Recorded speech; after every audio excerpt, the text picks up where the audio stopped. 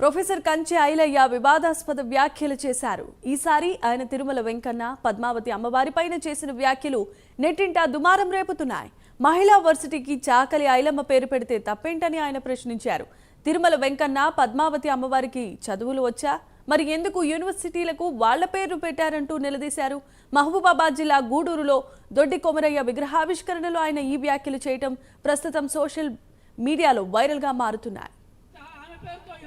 ఐలమ్మ పేరు పెట్టించిన తర్వాత చాలా మేధావులు ఐలయ్య గారు మీరు చదువురానామకు యూనివర్సిటీ పేరు పెట్టిస్తారా అనండి, చదువురానామ పేరుతో యూనివర్సిటీ పేరు పెట్టిస్తారా అనండి అంటే నేను ఒకటే అన్నా, అవునండి తిరుపతి వెంకన్న దేవునికి చదువొచ్చా అని అడిగినాను. తిరుపతి వెంకన్న పేరుతో యూనివర్సిటీ ఉన్నది కదా, ఆయన భార్య పద్మావతి కదా, ఆయనకు చదువొచ్చా? ఆమె పేరుతో యూనివర్సిటీ ఉన్నది. మా సాకలైలమ్మ వీర యోధురాలు, బట్టలు ఉతికి సమాజాన్ని శుభ్రం చేసి సాకలైలమ్మ పేరు పెట్టించిన తర్వాత చాలా మేధావులు ఐలయ్య గారు మీరు చదువురానామకు యూనివర్సిటీ